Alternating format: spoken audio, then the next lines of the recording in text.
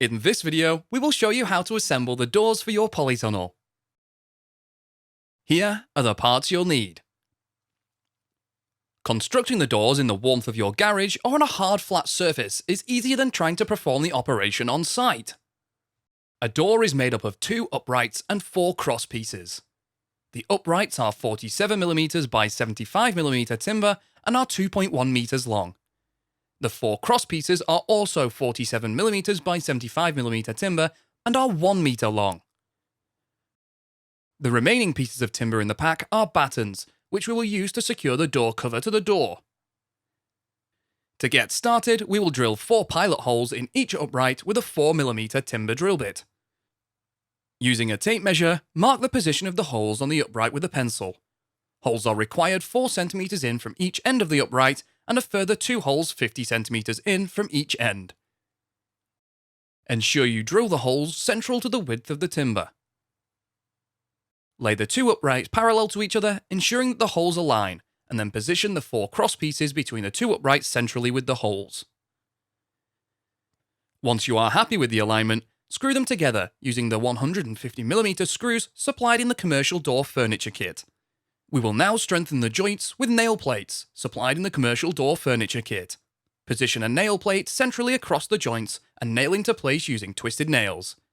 Flip the door over and repeat. We will now fit the polythene panel to the door. Lay the polythene panel over the door.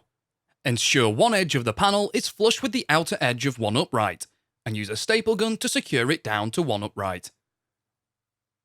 Pull the panel tight across the width and secure it to the opposite upright, ensuring there are no wrinkles or creases in the panel. Now secure the panel to one end of the door whilst pulling any creases out. Secure the panel to the opposite end of the door. Finally, nail the batterns around the frame on top of the panels. This will further secure the panels in position. The batterns are 19mm by 38mm timber and come in 1.8 meter lengths. You will be required to cut batterns to size. The uprights require 1 full battern and a shorter piece, cut to size. Position the battern flush with the inner edge of the door. Secure in position with nails approximately 20 cm apart. Repeat on the opposite upright.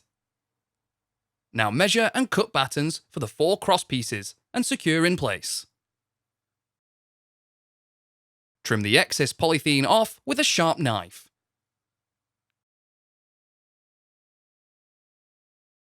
We will now fit the sliding door wheels.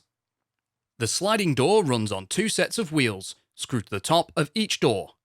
These wheels run in an aluminium track which is bolted to the outside of the door lintel after the polytunnel has been covered.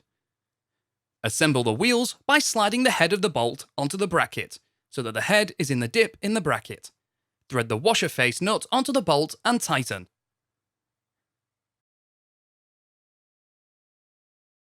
Thread the wheel assembly onto the bolt until the end of the bolt is flush with the nylon washer.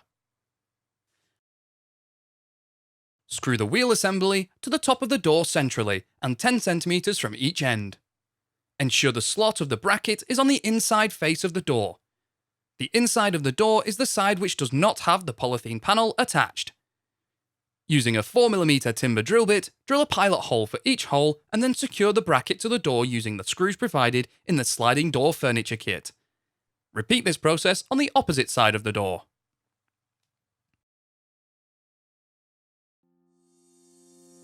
You can find more videos to help you build your polytunnel at construct.firsttunnels.co.uk. We also have a construction helpline if you require any further assistance.